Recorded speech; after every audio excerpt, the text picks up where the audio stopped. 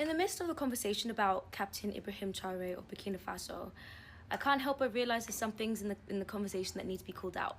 Like, I understand that right now it might still be easy for many people to have this generational pessimism about Africa's future. And that's exactly what it is, pessimism. It always seems that people who are pessimistic confuse themselves a lot for being realistic. But like, how can you be realistic when you only ever take one side of things into account? It does not make you real, it makes you an enemy of progress. Passive fatalism is dangerous. Existential fatalism is even more dangerous, especially when for the first time there's so many unprecedented reasons to finally believe otherwise. Like, everyone understands the possibility of Captain Ibrahim Traore getting pew-pewed or assassinated. Like, we understand that, obviously. He himself understands that, which is why he's moving as fast as lightning with honestly some of the most strategic moves you've ever seen. But for those thinking that he is more likely to end up another Sankara or Gaddafi or Lumumba, let me give you logical reason to have some optimism for once in your life. Reasons so logical it would be illogical to dismiss them. You'd be doing the devil's heavy lifting to dismiss them. Some might not like some of what's to follow, but I genuinely believe that's because the Westerners' worldview is highly indoctrinated. And I guess the standard person in the Global South's worldview is also highly indoctrinated. I mean, who controls all our education systems? Our former colonizers. For starters, that protest on the 30th of April, it wasn't just vibes. It was a warning. And it was a sign that we are in a new age where Africans can mobilize across the globe, can protect our narrative across the globe after that stupid idiot Michael Langley tried to flip it. No, you're not manufacturing consent for an assassination this time. No, you're not. They tried it, they've been trying it, but we're done, it's tired. And I don't think people realize the importance of being able to protect your narrative. How do you think the genocide on Palestine has been able to go on for as long as it has? How do you think it was even able to get ignited? Because those narrative games they like to play kill people by the millions. But that protest showed that no, new age people, we can mobilize and we can protect and preserve the information that needs to be protected and preserved. Now, they might do the classic, make associations with terrorism or dictatorship, but no, that's also another thing that is they're not going to be able to manufacture consent out of. Because if we haven't learned for the past 500 plus years, this imported democracy is the only thing that has ever killed us by the masses. And now realizing that the place that it's getting exported from doesn't even have democracy itself, not real. They're constantly playing a tennis match between two-party systems, paralyzed between that rock and a hard place, playing the same game for hundreds of years. They don't even know what democracy looks like themselves. They don't even know what leadership for the people actually looks like. And actually, no, the Western imperialists do, because anytime they've seen it in another person in the Global South, they've gone to fucking kill them. Keep your fake ass imported democracy. Stop exporting it. You export it to kill us by the fucking millions, and we're tired. Like, you can't cry about Ukraine and then demonize Africans for wanting that same sovereignty for themselves. Now, here's where it gets interesting, guys. Russia and North Korea deploying thousands of troops to Burkina Faso to protect the captain. That is wild. That is unprecedented. It's strategic. Never happened before. What's that Lady Gaga quote? Anyway, I know.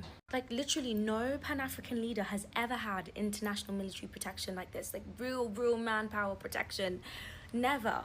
I know damn well that is not something that Western governments expected, especially not from powers that they've been trying to isolate for decades. Now, the thing that is ticking me off about this conversation is this knee-jerk reaction of fear that people are having towards, especially Russia. I don't know, because they're white. I don't know, I guess. But I really need people to understand the importance of a track record and the importance of international allies. Because outside of Ukraine, the last thing I remember Russia really doing that was that big was coming in to save everyone in World War II. And even during that period, their only interference with Africa was, again, allyship, advising Africans to nationalize their resources, aka, in other words, what the West perceived as spreading communism. No, they just didn't want us to have any of our resources for ourselves so they can keep exploiting us. Russia's saying, yeah, we want some of that, but on your terms, which is what they've come back to do now after Ibrahim Traore reached out. It's people thinking that we are accepting Russian partnership out of what? Because we think that they have good hearts and they just want to just do this out of the goodness of it. They're not a fucking charity. They're a nation with something to lose and something to gain. They're an economically stunted nation, an economically isolated nation. They have way too much to lose to start trying to play a Western colonial imperialist game that they have never even played before. Do you know what it actually takes to drive imperialism? Centuries of planning. They've just been waiting for us to finally fucking wake up. And this knee-jerk fear will honestly be the very same thing that either paralyzes us between a rock and a hard place, just waiting for, Western powers to come and sweep us up again, or will literally just drive us right back into the arms of Western imperialism. This is a game of chess. It's literally a game of chess, and I need you people to start recognizing the pawns that are moving, the pawns that have to move in order for us to finally see progress. Now, China is a slightly different story, and they need to tread carefully, right? China's intentions in Africa have always been economic extraction in exchange for infrastructure diplomacy and blah blah blah, but they haven't obviously been great at the human element of things, the mutual respect element of things. We've been seeing how China's been sending their people to Africa, and the people are being exclusionary to Africans. So you're not about to be racist in our homeland, like, come on. But with Russia and North Korea's involvement and showing willingness to work with African leaders respectfully, to actually protect African leaders, takes away any kind of economic dependency we had from that relationship as well. China has something to lose now, and if they fumble it, trying to act like the West, they're getting economically kicked out. It's all a game of chess. It's all a game of chess, but we are finally in a position where we don't have to be so vulnerable while playing it. We're finally in a position to actually play it. You kidding? And you want to fumble it because they're white? Africa is not strong enough yet to stand on the world stage alone. We are still massively divided. Our education systems are still massively lacking. We are still so susceptible to psychological warfare. And what's being exchanged with Russia is something so valuable, as per Ibrahim Traore's request, for knowledge, technological knowledge, amongst other things that will actually lead to the genuine development of the nation. No one's out here seeing Russia and North Korea as saviors. No, they themselves, they also need saving. But together, that's a real big threat. It's a real big threat to the powers that have literally been keeping the global south under the boot of their shoe for centuries. All the other Pan-African leaders never had this before. They always stood alone. Not just alone as a nation, but alone from their people, because it was so easy for the West to come in and change the narrative. And the final part as well, the cherry on top, is that during all those other times in which a Pan-African leader was successfully assassinated, any Pan-African movement was successfully brought to a halt, the West was economically successful. They were rich during all those times. For the first time ever, they're facing economic collapse, because obviously all empires must fall eventually. And also collapse of morale as well. They're in no position to manufacture consent from their own people this time either. Western imperialists are completely acting alone. They're completely on their own, financially, morally, all of it. And I genuinely believe, to make one last point, that if they do bring this movement to a halt and do actually touch the captain and successfully kill him, it actually could be the real catalyst for World War III. Genuinely. Not the fake war on terror type war, but a global civilian-backed uprising. You think right now the West can handle smoke against millions of angry young Africans, the youngest demographic on earth right now, largest demographic on earth right now. On top of that, Russia with nothing to lose, North Korea who's been itching for a chance, and an internet that exposes every lie before they even finish the sentence. And good luck them trying to inscript millennials and Gen Z in this economy. It would be a war against people with nothing to lose currently and everything to lose in possibility. Do you understand what that means? Do you understand the weight that holds? Especially when that possibility includes freedom, real freedom, and not just freedom, but prosperity. And not just for Africans, but Africans' allies as well. Now, I'm not joking. This is the biggest window of opportunity we've ever had since the day the Europeans decided to set sail. We can't fumble this. We cannot fumble this just because we're scared of history repeating itself. Have some pattern recognition. See the chess pieces that are moving. It's never happened before. Times are changing. Get ready. This dude is the man. This dude is the man. This dude is the man. In the same week, this man, Ibrahim Traore, said no to Trumpy, Saudi Arabia, and Air France. In the same week, Trumpy invited Captain Ibrahim Traore to come to the US and have a meeting with him. He said no. Not only that, he said no. He said, and I quote, "No, I'm busy building my country." Elite. And Trump got mad. He said that was disrespectful and he was going to put sanctions on Burkina Faso. Yo, this dude is the man. This dude is the man. Saudi Arabia approached him. They wanted to build 200 mosques in Burkina Faso. He said, and I quote, he said, no, our people can pray anywhere.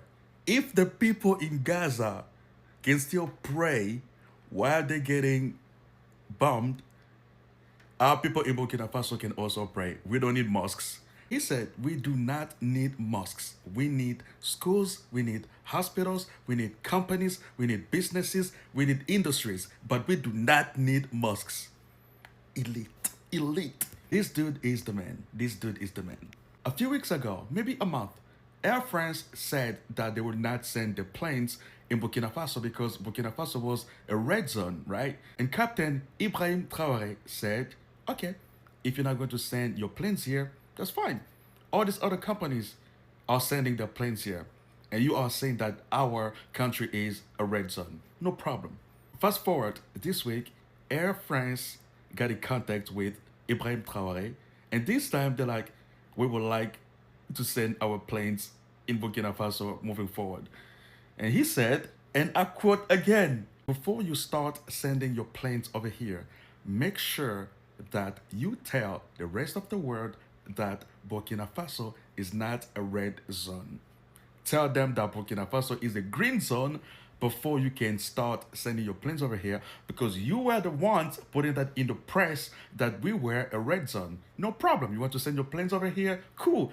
But you got to make sure that you tell the rest of the world that Burkina Faso is a green zone from now on. Elite. This dude is the man. Meanwhile, the president of Congo is over here begging Donald Trump for help. I'm so embarrassed. If you are not paying attention what's going on in Africa, you are going to miss the unification and liberation of Africa. Yes, the continent, not just Burkina Faso or Niger or Mali, but all of Africa. Now, I know y'all know about Mr. Ibrahim Traoré. He has just now confirmed what we already knew, that his plans in the unification of the Sahel states between Niger, Mali, and Burkina Faso is just the tip of the iceberg to unite all of African countries into one system. And he is going to aid all the African countries, which we see them now moving in place to become the United States of Africa. Y'all, this is something our ancestors have only dreamed about. And we get the opportunity to not only watch this happen, but to support them as the descendants of the people that came in the transatlantic slave trade. This is monumental. Starting off, listen, all three of these countries have started off by clearing their entire debt, but they've also taken whatever they did have and reinvested it into the new world monetary system, which is going to be BRICS, right? But that was just the start. They've already restarted their currency system by ensuring that they united forces and created their own bank. Y'all, they already have 25 million and growing in that bank. In addition to that, they have already created their own electric utility. Ibrahim Traoré has already begun investing in the scientists and the engineers in Burkina Faso. Not only that, Mali has also invested into their defense systems. Listen, Niger is already on gang day. Listen, call Niger the pit bull, okay? Because they clocking everybody, T. They watching. Bitch, I hope a bitch would. I wish a bitch would try us. I hope you would. Because I get to try these new toys that Russia just gave me. And I don't think you niggas want this ass whooping, okay? This shit is happening whether you like it or not. You knew it was going to happen. You tried your hardest to prevent it from happening by killing Thomas Sankara, Muammar Gaddafi, and several other leaders and predecessors that came before them. It ain't going to happen this time. It ain't going to happen this time. And that's not all. I'm sure you all heard about what Ibrahim Traoré is doing with at the African Union, where he basically let them know what the plan was going to be. Not everything, but let them niggas know, like, it's time for y'all to either, cut up or shut up, okay? Cut up or shut up. Grow a backbone. Clear that debt. It's time to do what needs to be done. Now, obviously, Nigeria put up a fight. Uganda and Kenya, they all put up some lip and gave some things back. But Kenya and Uganda seems to have folded in some different ways. Nigeria took a little longer. We expected that from Nigeria. We know how y'all government get down. Very corrupt. Yes, we heard the rumors. But not only that, there is evidence at the surface that shows that Nigeria does not have what it takes to lead the United States of Africa. And on top of that, Ibrahim Traore is putting Nigeria on notice, honey. Yes, we know about your dealings and your secret backroom deals with America and the West. And they're not going to tolerate that shit. He said, I was surprised to discover that Qatar is 10 times richer than Nigeria, despite Nigeria being the 5th largest oil producer in the world. Ain't no motherfucking way. Okay? Unless Nigeria gets a leader who is neither corrupt nor a puppet of the Europeans, i.e. the West, the nation would continue to suffer and the giants will continue to crawl. Now, that's exactly what he said straight out his mouth. Now, listen. To me, all I hear is, I'm putting you niggas on notice. You better get it together before I get you together. Literally days after he said that, what Nigeria do? Baby, they started clearing that debt. Then listen, they heard him loud and clear. No, you right. No, you right. You right. Yeah, you said something. Yeah, I heard you. I'm gonna go clear that debt. You right. No. You're right. Not only that, Namibia also, hold on. There we are. Namibia's president took full control over all of their mines. Now, for those of you who don't know, this is the exact same thing that the AES Sahel states did just prior to them pulling the entire country out of debt and resetting their country's entire economy, living system, economic system, all that. Baby, they cleaning everything. They producing their own tomatoes. They got their own slaughterhouses, all that. They said, we don't want none of your carnival cannibal meat. We don't want none of that mystery moose knuckle meat. We're good. Get your ass up out of here. Now, if Namibia is following the same footsteps and Nigeria is also doing the exact same thing that they just did, what does that tell you? Shit's about to go down. Now, for those of you who don't know, Vladdy Daddy, who is Vladimir Putin, just put America on notice. Not only that, China just stood up beside them and said, yeah, you don't want these problems. I tell you that. You do not want these problems. You touch Captain Traore, and that's your ass. So now, all these states that are basically kicking it with Traore and that are going in the same direction as him, oh, baby, they under the severe protection of some of the biggest giants out there, some of the baddest heifers on the floor, some of the people that America can't even argue with because they ain't got enough money to. They ain't finna argue with you, baby. We ain't got the same problems. We are not the same. Do you understand what I'm saying? And now Africa is being set to become the new United States of America. Oh, I can't wait to see this shit go down. Oh, I feel it in my chest. Black people is finally uniting and doing the right thing. And I hope Black Americans are getting on the same goddamn board. Stop worrying about what the fuck going on in Diddy trial. Stop worrying about what the fuck going on Stream University. I mean, you know what? I'm really proud of Kai. That was lit. I'm really proud of Kai Cenat. He making major business moves. I can't even hate. That was lit. But it's time to focus up. Because the real opportunities are right in front of you. It's important to remember that before there was Ibrahim Traore or Thomas Sankara or Muammar Gaddafi, there was Nelson Mandela, Patrice Lumumba. That one broke my heart. We will do the back history on him and how they took him out. And as well as Kwame Nkrumah. I may say his name wrong, so I'm just not going to say it out of respect. And baby, that's not all. Open your eyes. We got 29-year-old Princess Opeyemi Bright, who is now one of the youngest mayors in UK. We got us doing excellent in every area of the world. Wake the fuck up. Y'all should be focusing on the right shit. not what the fuck is going on in Diddy's trial or whatever that weird shit going on here in America. And you know what's even crazier? Now, on the heels of the Africans accusing South Africa of a genocide, it's at the right time because now South Africa is the biggest petrol importer.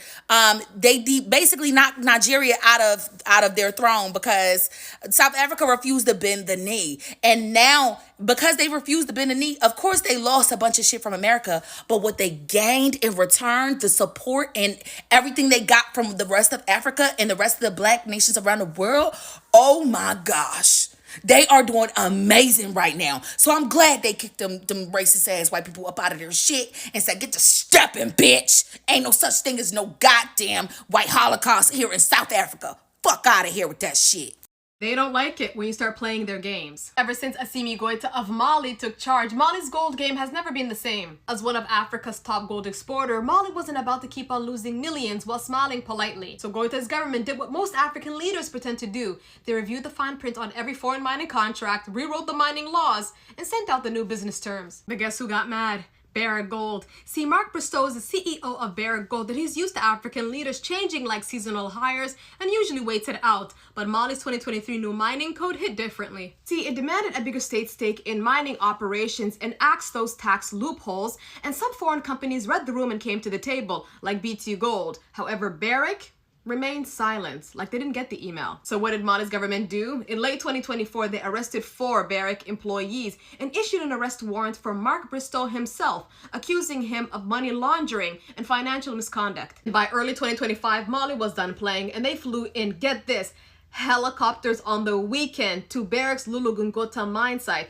and snatched around 3 metric tons of gold, valuing around $250 million. But Mali wasn't finished. They hit Barrick with a bill of $5.5 billion, saying, that's how much you actually owe us now. Now guess who finally wants to talk?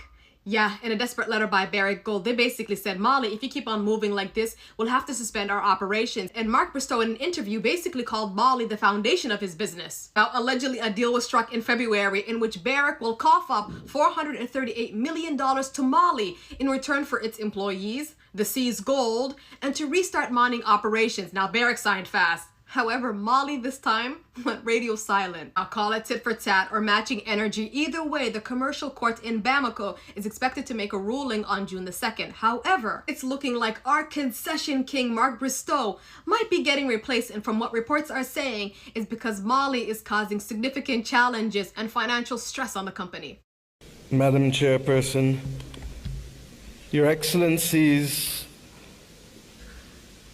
and may I start, Chairperson of the African Union, President of Angola, Your Excellency, Prime Minister of the Federal Democratic Republic of Ethiopia and our host, Dr. Abiy Ahmed, Your Excellency, outgoing Chairperson of the African Union and President of the Islamic Republic of Mauritania, Your Majesties, Your Excellencies, Heads of State and Government of the African Union, and First Ladies present, Your Excellency, the President of Palestinian Authority, Your Excellency Antonio Guterres, Secretary General of the United Nations, Your Excellency Moussa Faki Mohammed, Chairperson of the African Union Commission, Your Excellencies, former Heads of State and Heads of Government of the African Union, distinguished delegates,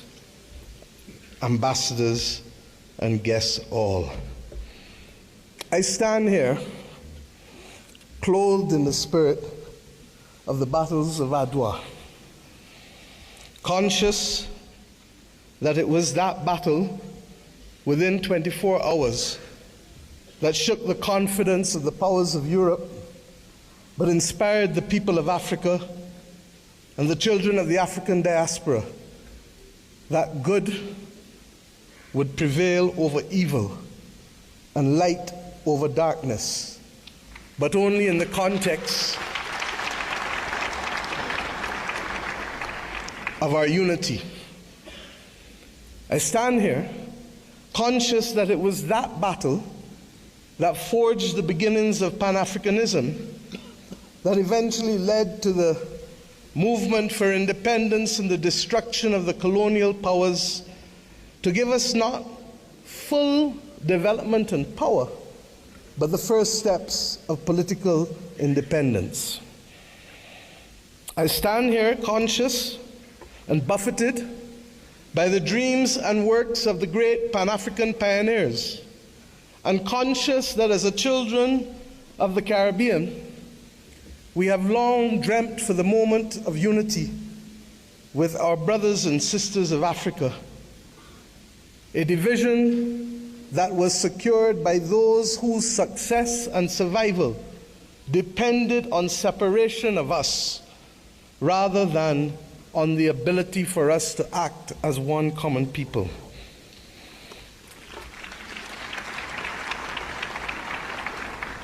Our relationship, you can say, was embryonic. But regrettably, as long as it has been and as related as we have been, it has been sporadic. And it is up to us as the children of independent states to determine whether the history of separation shall be our future or whether the spirit of Adwa can be our inspiration to confront the challenges of a new world.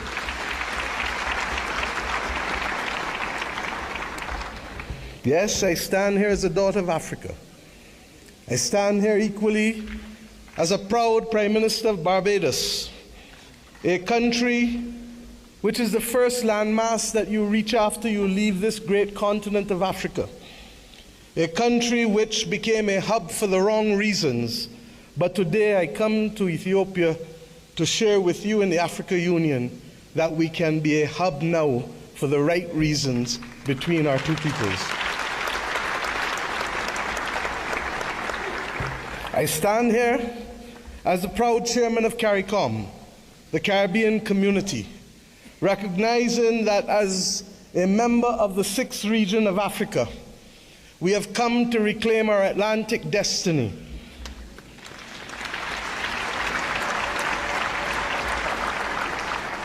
We have come to ensure that the very futures of our people are different and will not once again be determined by a middleman who will ensure that the Middle Passage is one that sees our people at the bottom of the ocean's floor of the Atlantic or in the fields of the plantations of the Caribbean,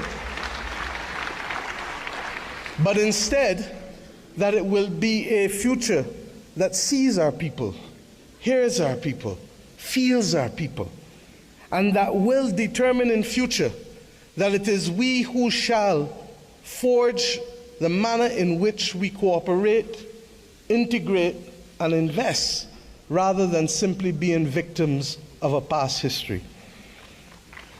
I stand here equally as the chair of the V20, 70 countries across the world that are climate vulnerable, 40% of whom come from this great continent of Africa, recognizing that it is only through unity that we can confront the existential crisis of our generation, that of the climate crisis. The Secretary General of the United Nations has already laid out, ably so, many of the iniquities that we continue to face in spite of political independence. It was His Majesty Haile Selassie who popularized and told us that there shall be no first-class or second-class citizens, words popularized by Bob Marley, learned by all of our people without appropriately recognizing the context in which he spoke and the mission which must be ours for generations until it is achieved.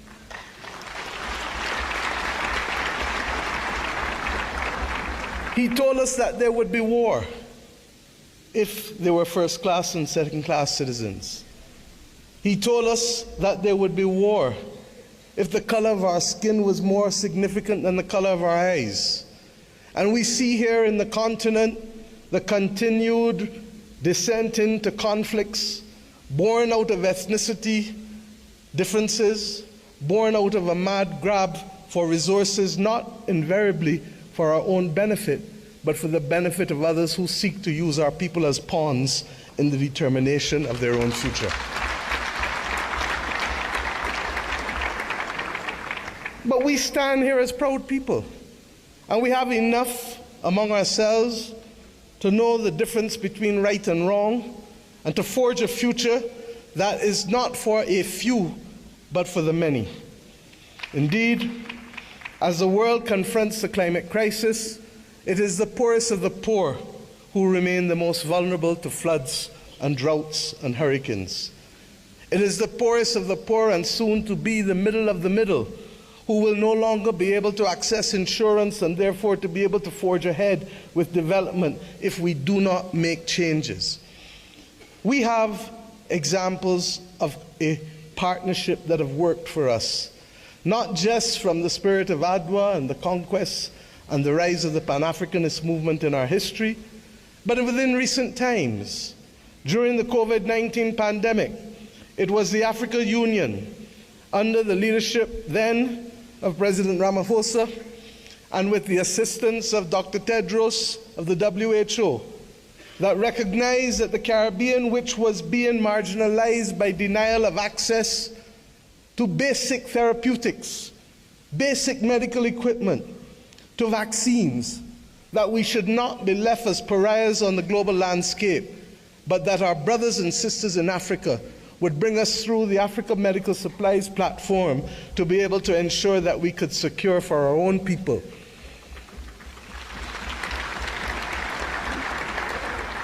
It was with the solidarity of many of you in the African Union that the Bridgetown Initiative has been able to take root and to make a case for a more modern and a fairer system that allows us to be able to access finance and to be able to put in place measures that allow us to be able to pause our repayment of debt during the period of necessity for rebuilding after horrific climatic events.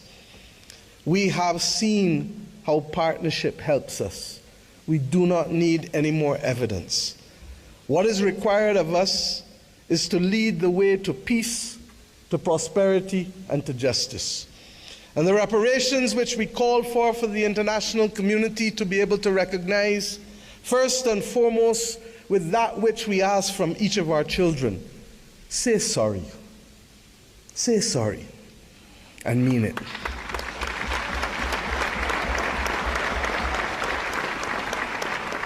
And after you say sorry, recognize that the future of the world is not possible without the stability of Africa and its diaspora. For as long as hypocrisy and double standards remain, it will be impossible to secure stability and peace in any nation across the earth.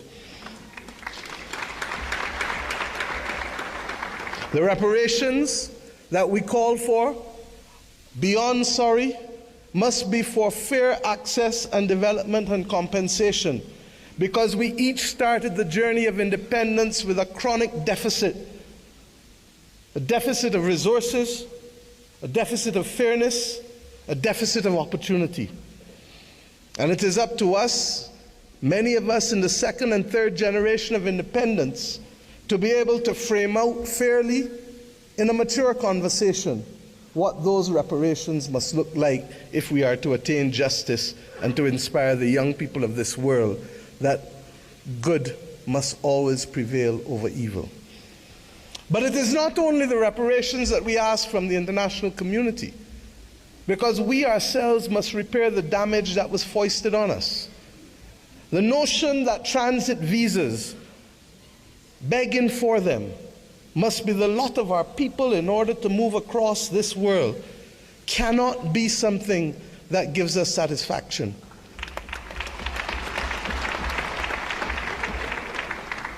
To go east and to go west, we are first forced to go north. It is not right. And it is not beyond the heads of government and heads of state, of the region, of the Caribbean community, and of the continent of Africa to determine that we must stop talking about, but simply do what is necessary to build the air bridges and sea bridges to guarantee that we control our destiny. I ask us to reflect on this because it is this simple act apart from our music and our culture and our food, that will guarantee that it is not simply heads of government and heads of state that will meet in Accra or Bridgetown, but it is ordinary people who will be able to trade and to move from the closest point of Dakar to the closest point of Bridgetown, to be able to open up the opportunities that technically ought to be available not just simply through the Africa Free Trade Area or the CARICOM single market and economy, but through the combined opportunities provided by both. I ask us equally to recognize that in an era where AI is threatening to redefine what humanity can do and even if we can survive, that it is not ours to be the victims once again of technology as we were with gunpowder, but it is for us to help shape the future of the world, because more often than not it is Africa and its people who have brought the humanizing forces to bear on civilization. And if we are to be the cradle of civilization, then we are to be the protectors of people and planet, of humanity, as we go forward. And some watching on may say, how? And I say, how not? How not does a continent that has 40% of the world's minerals not be in charge of helping to secure the destiny and stability of the planet? How not does the numbers of our two communities, who constitute a third of the world's states, not act in singular purpose to forge the kind of world that we want, and to be able to ensure that the institutions that deny access to us, to hear our voices as reflective of the continent and of the small island developing states of the world, how do we not secure that admission, which is not only just, but a moral imperative if the world is to have stability in this 21st century? My friends, I ask you, how do we not secure this victory when 1 in every 5 and possibly 1 in every 4 persons on the planet will come from this continent and its diaspora? Those who lead today have a moral imperative, not just to our citizens in our own countries, but above all else, to unity. The spirit of Adwa demands of us that we recognize that even in the face of the greatest technology being foisted upon us, that we can rise and win if we act in unity. Black Americans, we are not strangers, so we are family. We Africans and you Black Americans, we have walked different paths, but our roots are the same. History tried to divide us through pain, distance, and misunderstandings. But the truth is, we are stronger together. It is time we stop arguing over who had it worse and start focusing on what we can build together. Africa is not a jungle, and you Black Americans are not lost. We are mirrors shaped by our struggles, and in spite of that, we are still shining. Let's put aside our differences and respect each other's boundaries. Once we do that, we can grow, connect better, and build a legacy for ourselves and our future generation. Imagine what we could achieve if we worked as one, trading knowledge, ideas, culture, and strength. Unity doesn't mean we all have to be the same. Unity means we choose respect. From Lagos to Atlanta, from Accra to Detroit. We are not strangers. We are family, and it's time we act like it.